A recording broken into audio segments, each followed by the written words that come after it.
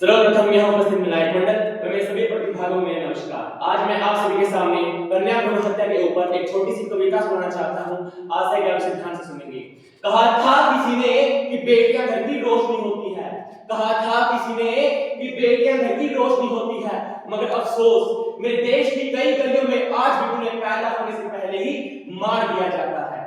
मैंने सुना है जब एक बेटी जन्म लेना चाहती है तो भगवान भी उसके कान में फुसफुसाता है। महोदया, मैंने सुना है जब एक बेटी जन्म लेना चाहती है तो भगवान भी उसके कान में फुसफुसाता है कि जा दुनिया को सुंदर बना दे, मगर दुनिया तो उसके धरती पर कदम रखने से पहले ही उसके अस्तित्व से डरने लगती है।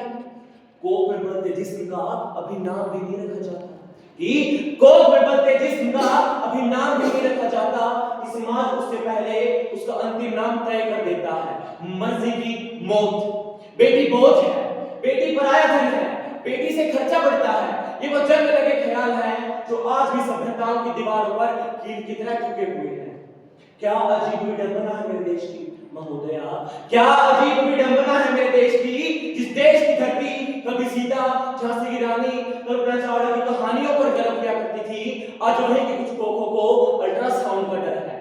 एक अजन्मी बेटी अपनी माँ को चिट्ठी लिखती है और कहती है कि माँ मुझे पता है तू भी चाहती थी कि मैं जन्म लूं, कि माँ मुझे पता है तू भी चाहती थी कि मैं जन्म लूं। मेरे पापा भी शायद मेरी पैरों की थिरकन को कभी अपनी अंगुली पकड़ाते, पर समाज भेड़ है माँ, ये सोचता नहीं, बस चलता है रूढ़ियों की पटरी पर।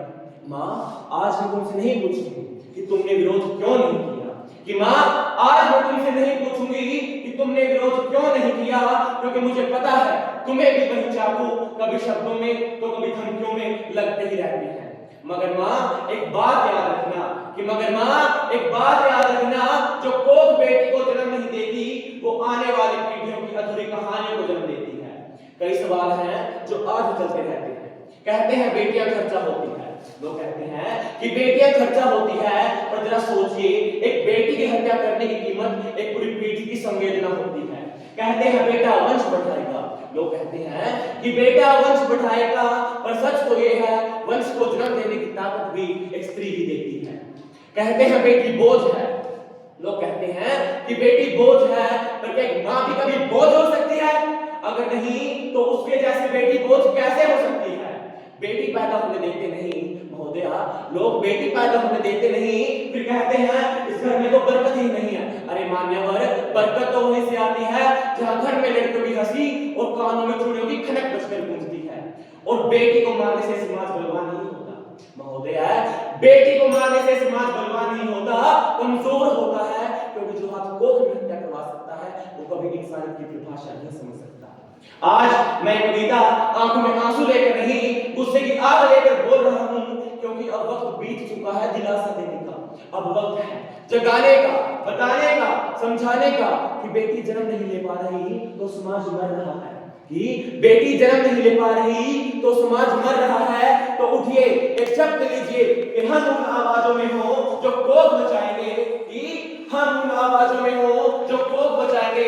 हम उस परिवर्तन का हिस्सा होंगे जो बेटी के जन्म को अपराध नहीं उत्सव मनाएंगे, क्योंकि हत्या नहीं ये सोची समझी साजिश है, क्योंकि ये हत्या नहीं ये सोची समझी साजिश है, जहां डॉक्टर, डर और दकियानूसी सोच ये तीनों अपराधी हैं। और शर्म आनी चाहिए उस समाज को, कि शर्म आनी चाहिए उस समाज को जो देवी की पूजा करता है और बेटी को कोख में ही काट देता है।